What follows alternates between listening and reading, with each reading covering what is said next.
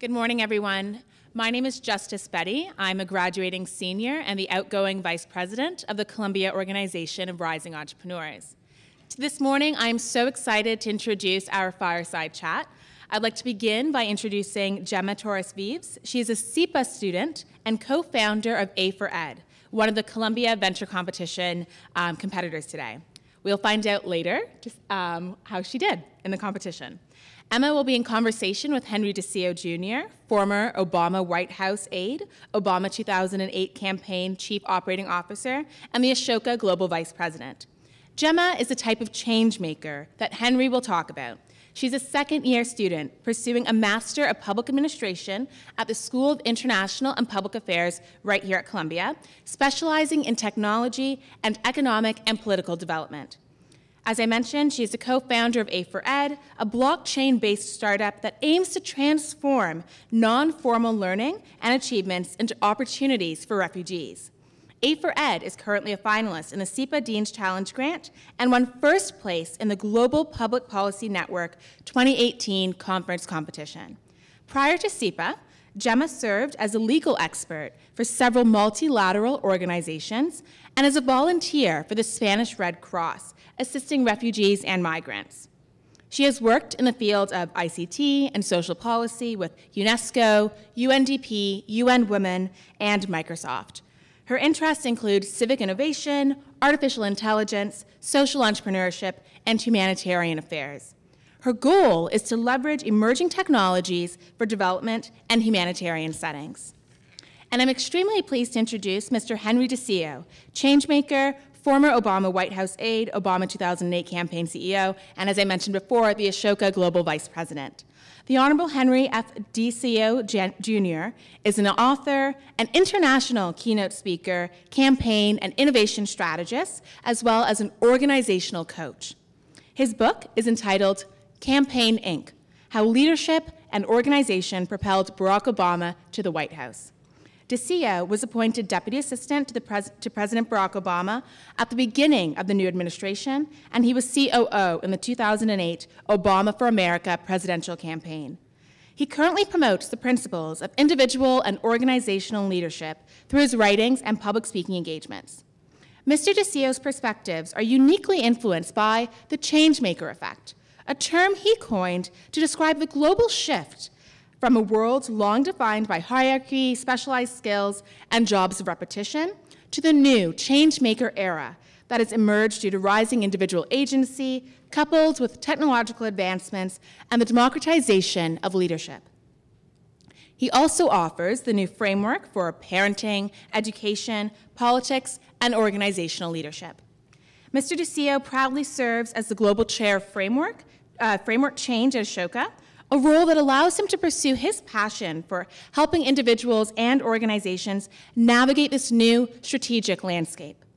Henry works with leading social impact leaders across sectors and geographies to mainstream the new outlook, capacities, and experiences youth must have to thrive in a world of dynamic and disruptive change. Mr. DeCio earned his BA in political science from UC Santa Barbara and a master's degree in public administration from the Harvard Kennedy School. He currently lives in Alexandria, Virginia, with his wife and 2 sons. Please welcome our 2 guests this morning.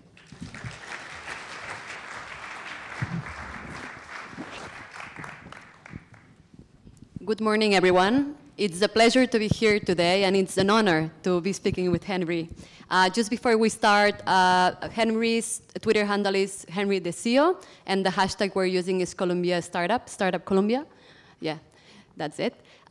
So first of all, I would like to ask you, Henry, just to start with, the lessons you learned during when you were running the Obama campaign for leadership. If you could tell us a little bit more about this. Sure. My biggest takeaway, and this surprises some people, is we were innovative and we had a fresh campaign. I think we changed the mold for running campaigns to date.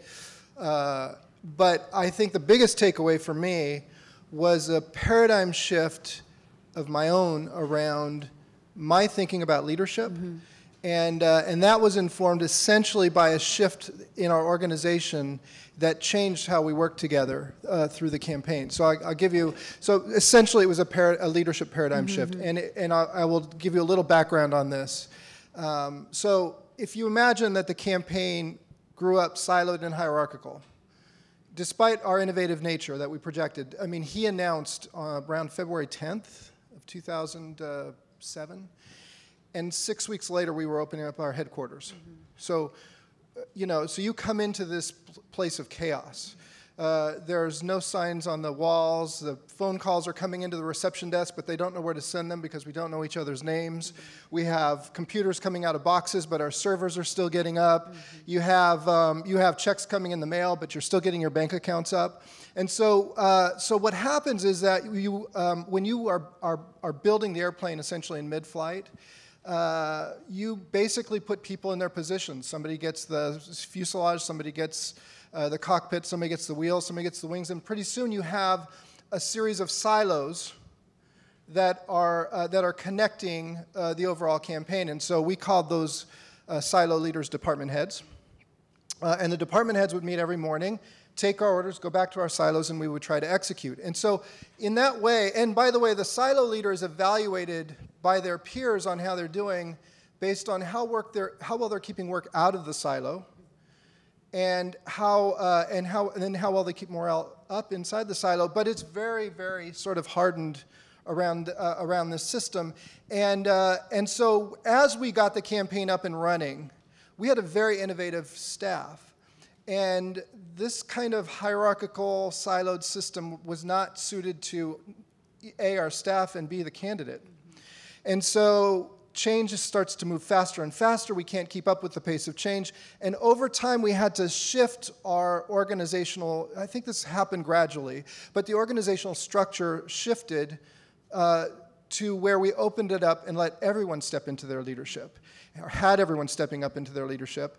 And that shift was a fundamental shift from the traditional, what we think of as the one leader at a time system, to the everyone leads system. And in that was where I found the Changemaker effect, was in that shift. That's very interesting, and let's unpack this a little bit. So we're talking about, first there's individual leadership, and we have also the organizational dynamics. How did you keep it track? When we have everyone is a leader, everyone is a stakeholder, how you put them at the same direction? No, that's a great question, because just to be clear, we're talking about everyone a leader, not everyone the leader. So we still have a hierarchical system.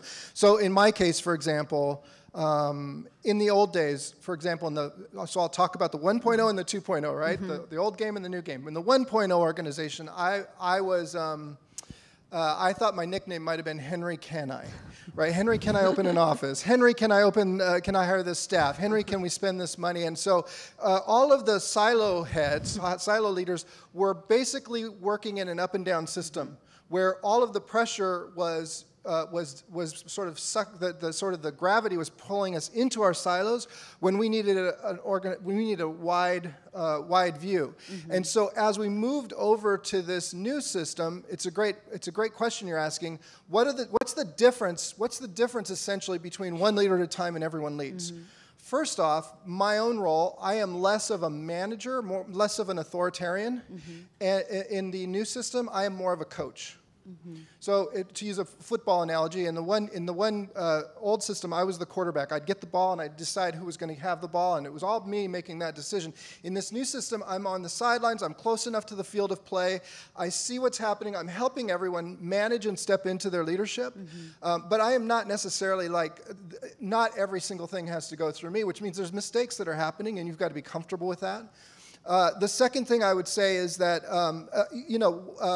when people in the lower and middle rungs of the organization are freed to lead, as long as they have a general direction, to your point, they know where we're going, they have all the information they need to lead. What I found is that they would form teams. They would work differently. They wouldn't work in meetings. They would form teams around a problem or an opportunity. And then they would around those teams, they would, and it didn't have to do with your silo.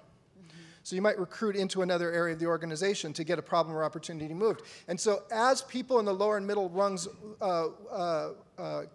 were empowered, folks worked kind of weaved around. It was more of an organism rather than it was sort of a hierarchical system. And in that process, we had more opportunities that opened up, more problems that were solved. We were able, all still moving in the same direction. And if people started veering outside of their mandate, too far out of their mandate, the community corrected it. So one of the very big differences in the 1.0, one leader at a time, and the 2.0, everyone leads model is, in one system you have permission. In the other system you have trust. In the one system you have an authority telling people what to do. In the other system, it's the community actually monitoring how each other's doing. In the old system, you have, for every problem or opportunity, a department. In the new system, there's a new team. What I'm getting to, in the old system, one person big, everyone else small in any moment. In the new system, everyone has to step into their bigness. So what you have is polar opposite leadership physics. What you understand about leadership, if you try it in the 2.0 system, it won't work. And the reason why this is an important discovery, this is not just a management discovery. When I came out of the after I came out of the White House a couple years later, and I started looking at the world with fresh eyes for the first time in 4.5, 5 years, I realized that the world looked more like my Obama 2.0 than my Obama 1.0. That we are now moving into an everyone a leader world, and that is the polar opposite of how you would navigate the one leader at a time world that we've had for millennia before.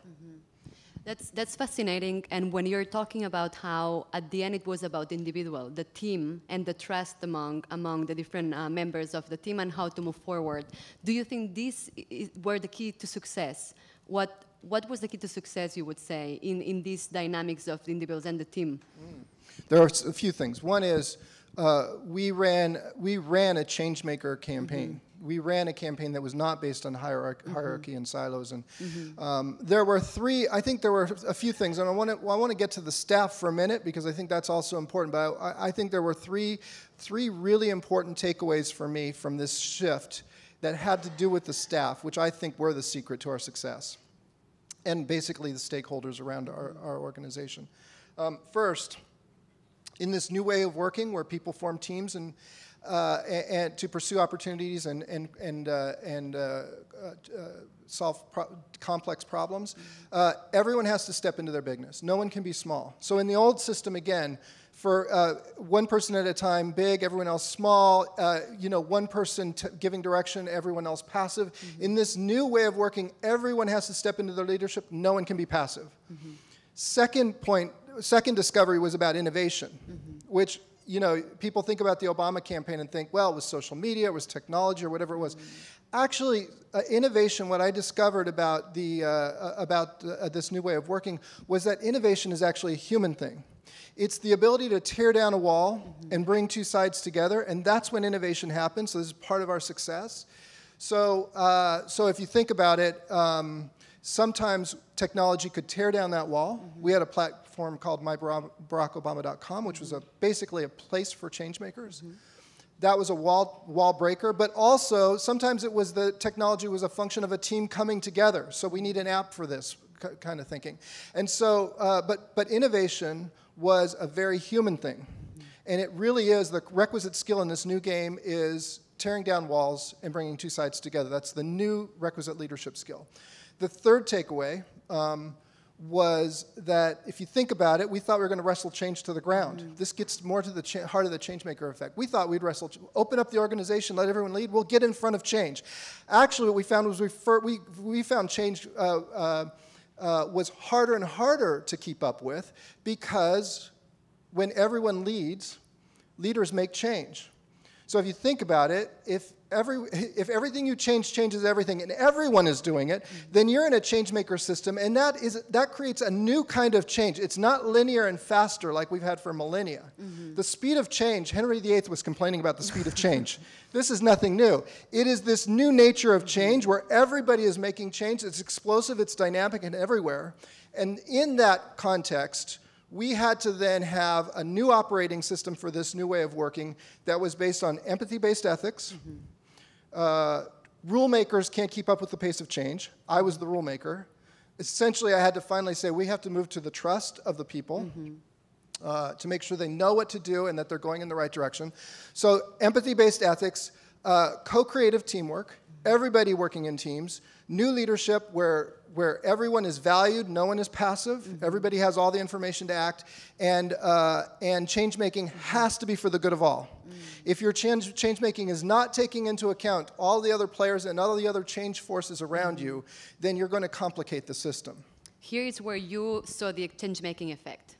That's the Changemaker effect. That's where I saw it the first, yes, Exactly. the laboratory of the campaign. Yeah. Yes, which the key components that you have mentioned in your articles is individual agency, democratization of leadership. Could you elaborate a little bit more? Sure. Well, I saw in my very earliest days, yes. so, right, my discovery in this laboratory, right, this unusual laboratory, just also people should understand the pace of change going on in this organization in 21 months.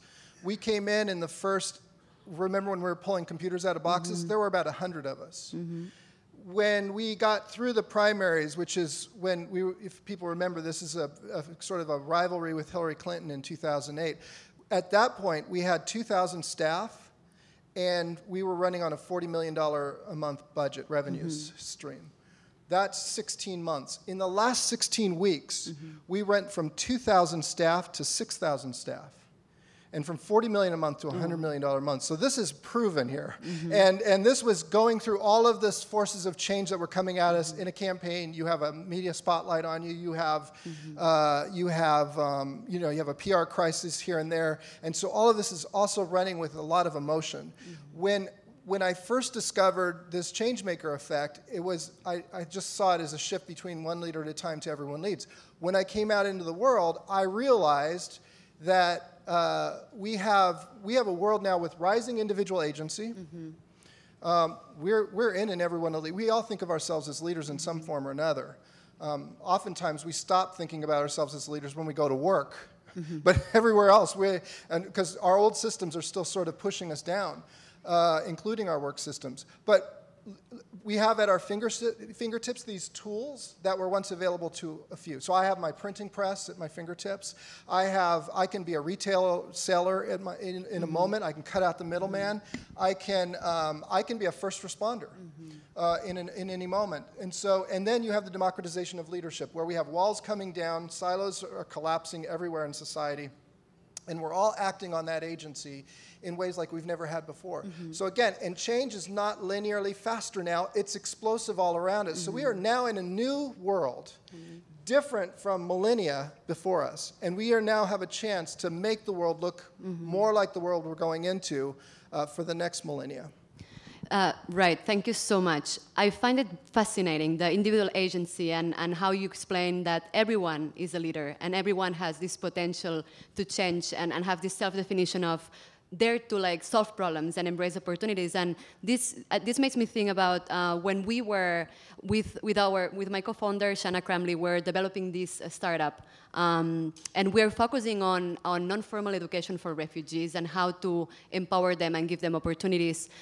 We see how many refugees don't have access to formal education or formal employment, and one of the reasons of that is because they cannot have credentials for certifying these non-formal experiences, and we want to use technology to provide a tool where they can keep track and store and verify these non-formal experiences, so they can like have this agency and value to provide to their communities. And we see in these refugee settings how individuals can have this potential to be change makers within their communities if they are provided the tools. And you were mentioning how we now have access to these tools of problem solving, and mass communication is available to everyone, and how through these everyone can be a leader, and how the role of citizenship is changing. And I find very interesting the individual agency and seeing how these, in the settings we were working on, we see how the refugee has this potential, and it's only about providing them empowerment through different like tools like technology, and give them the tool to become a leader as well in their own community. Yeah, fantastic. If I comment on that, Yes. because I think you're hitting on a hugely important point.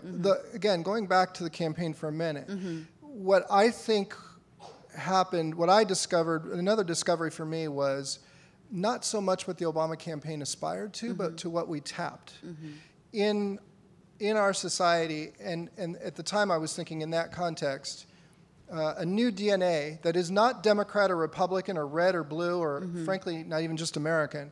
It is this new DNA, innovative mind, service heart, entrepreneurial spirit, and collaborative outlook. We saw that, we tapped it, we spoke to it, but it is. It's not something we're making up here. And to your point, as I've traveled all over the world now over the last 6 years, I see that same DNA everywhere. Now the question is, this is a changemaker world. What does it take to thrive in the changemaker world? It's going to take some of the things you're talking about, and this is going to stretch into all parts of the world. How are we cultivating empathy? Because again, we're in a world now where rule makers can't keep up with the pace of change. So this is going to be about you and me making sure that we're using our change making responsibly for the good of all. What are we going to have to give people in terms of the ability to command that? Working in fluid teams, co-creative leadership, change-making for the good of all. And what I'm hearing from you is you're going into these communities and saying, we've got to help. Number one, we've got to tap the change maker that's already there. Exactly. We're not trying to create anything. Exactly. What are the tools that people need? But also, how are we going to actually bring them into society, bring everyone into society as full players, as full global citizens? That's a key thing. And so I love what you're talking about. And I think how we practically take the changemaker effect and make it work is through technologies and ideas that you have. Exactly. Thank you so much for this insight. When we're talking about technology, Henry, and we're seeing how we are in this, the World Economic Forum calls it the fourth industrial revolution. We see in the globalization and the emerging technologies, AI, and there's this also fear about the jobs, like it's going to take some jobs and all these implications that technology is going to have. So we're living through this transition and this dynamic, disruptive change. How we can deal with this? Well, I actually like where we are in the world. I like the fact that we have all these new emerging ideas and technologies, and I remain very hope and changeful. So my thinking is that the issue is not so, and this is where a lot of the global focus is. This is where a lot of the conversations are. It's like, how do we keep up, or what are we going to do when we lose jobs, and some of those things are going on. I think we have a bigger challenge, and it's the challenge that no one is paying attention to. In the new everyone a changemaker world, there is going to be a new growing gap between those who can see and play in the new game and those who can't see it and can't play in it. And we're going to have to solve for that problem. Now, again, this is, just going back to the 2.0 world where everyone has to be able to lead, play in fluid teams, bring people together, versus the I'll take direction from whom is the big question, right? And so how do we move people into that thinking? Because to your point, our formal systems are not going that way, and we also have our identities tied to formal systems, not informal systems. And so I'll give you one example, and this is where I think about this, and that's because I'm a dad, so I have two children. One's 8 and one's 10. And so Dante and Zane are on an assembly line to everyone a vocation.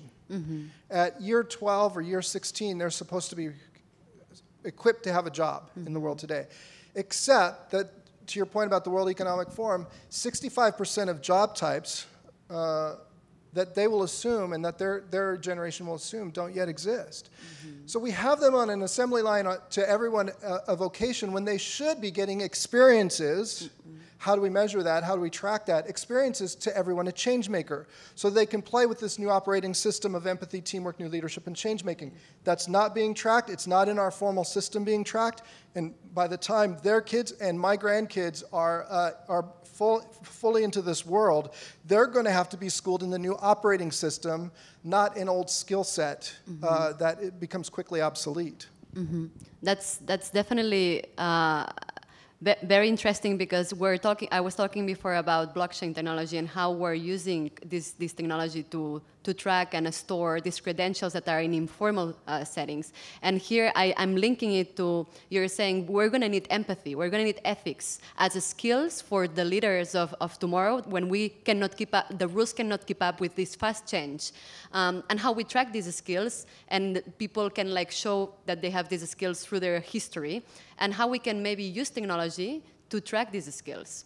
like for example, blockchain, for example, AI, and how technology can help us even like enhance empathy. How could technology help us do that? Yeah, and I think you're onto a right point. It's not clear to me how AI is going to be able to, I think AI is going to play a big role in helping people master empathy as we need it. Right now, though, people don't even understand that we need empathy-based ethics in our society. So it's not even something that's being formally tracked. But for me as a parent, I know that Dante and Zane have to have empathy to move into this world of dynamic teams-based systems. Let's just, maybe I can just step back for a second and also just explain why this is a historic moment. All right, world of repetition for millennia, right? George Washington, the family farm, repetition. Ben Franklin, the craft, right? Apprentice, you get a job, take that skill inside four walls for life, repetition. And that's been the model now for a couple hundred years. Abraham Lincoln, validating the industrialist. You know, you get an idea, we'll copy you and make you rich. Henry Ford, the assembly line, the zenith of the era of efficiency and repetition. Mad Men, Madison Avenue Men, right, the television show, the professional firm that will help you master the best practices of repetition. And now suddenly we've flipped over into this 2.0 world, this everyone a changemaker world, where all of the systems and institutions and all of our mindsets have been built toward this old way of working. And our society now has this huge gap in preparing people for this new world. So again, we've got to be able to look at, we've got to be able now to track using technology like you're using, for example. I love the idea that you've brought forward. Because for me as a parent, when Dante and Zane go to a wildlife preserve in Tasmania to work with injured animals at 4 and 5 years old, and they're generating empathy through that, where does that live as they're moving through their life? Where does it live in their own story? How do they hold that as part of their identities, at least externally, even if they're still, it's part of them? How do we make sure that those experiences of cultivating empathy and teamwork and all those things as they go on through life are tracked so that it can be something they can show an employer someday? Exactly. And to your point, then what we tell our educators? Our educators on how we can like anticipate the need of empathy and ethics, and how we can like tell educators on how to build these change makers. What we should Yeah, so I love that question. And I also don't see this just as an educator issue, because as a parent, but anyone who's working, bringing young people along, I have this idea that I call the Changemaker Youth Apprenticeship. It's not a small A, it's a large A, it's a small A. But essentially, I looked at changemakers. So I do a lot of work with social entrepreneurs today at Ashoka. And I started looking at social entrepreneurs today, and I looked at social entrepreneurs from our past, like Abraham Lincoln and Florence Nightingale and folks like that. I started looking at what are the experiences that a changemaker has had that equips them for this game of change making. One, it's very clear, empathy and service built into the childhood experience is hugely important in cultivating empathy. And so for us, in fact, our kids got it more through animals than adults. But we found, so how the parent consciously co-designs, into that is one thing. The second thing is, as you're a preteen, your ability to get your agency, your passion, that's when you're developing at 8, 9, 10, 11 years old, that's when you're getting your passion. How does a parent cultivate that in a young person? How do you design into that so that they bring that forward and they self-learn around that? The third thing is, in your teens, having an idea, building a team that helps change. That is the third thing in the Changemaker experience. And the fourth thing is leaving to learn, leaving your zip code and having an experience all through your life, whether you're 7, for us it was Tasmania, it might be outside of your own zip code, your own neighborhood, it might be a gap year when you're in college.